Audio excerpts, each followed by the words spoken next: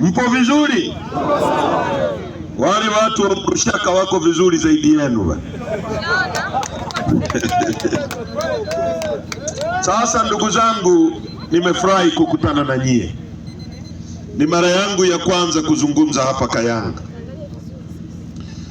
Mimi nilikuwa mbunge. Huyu Bashungwa nimekuwa naye bungeni.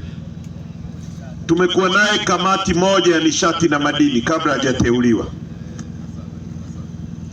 Leo ndio wanatuhangaisha. Nasikia mkutano ulipangwa kufanywa sehemu fulani, ukatangazwa, ukahamishiwa sehemu fulani, na pale mlipoenda tena wakahamisha, wakitegemea kwamba wakiupeleka nje kabisa ya mji watu hawatakuja. Uongo kweli?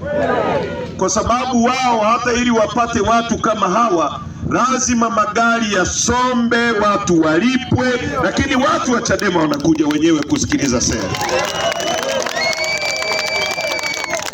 Sasa bwana Bashungwa, na kukumbusha kitu kimoja. Power is transient. Liweke hilo kichwani. Madaraka sio ya mama yako. Leo uko nayo, kesho hutakuwa nayo na utakuwa mtu wa kawaida. Leo una amri ya kumwambia OCD akapiga saruti, kesho utapita atakuona takataka tu na wengine watapigiwa saruti. Kwa hiyo ukilielewa hilo utakuwa humble. Duniani hapa wamepita watu wengi waliokuwa na nguvu nyingi. Moja wapo ni Magufuli. Alikuwa akipita hata unyasi unatikisika. Leo hayupo. Kwa hiyo tuwe na heshima kwa watu wengine. Sisi Chadema sio wahaini. Tuko kwa mujibu wa sheria. Tuko kwa mujibu wa katiba. Kazi hii tunayofanya sio kazi haramu. Tunapaswa kupewa haki sawa sawa na sisi wanayopewa. Tunapaswa kuheshimiwa sawa sawa na sisi wanavyoheshimiwa. Actually, hawa wajinga majambazi wanaheshimiwa na kulindwa, watu wema tunabugudhiwa.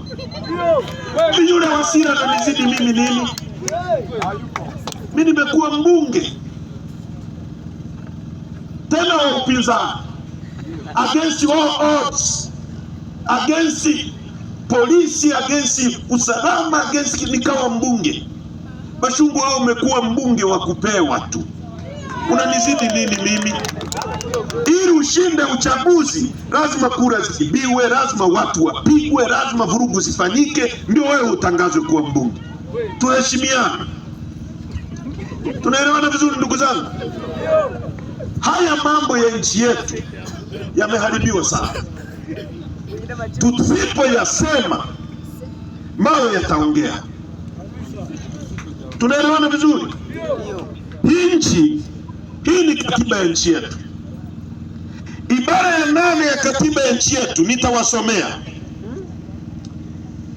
Ibara ya 8 inasema hivi: Jamhuri ya Muungano wa Tanzania ni nchi inayofuata misingi ya kidemokrasia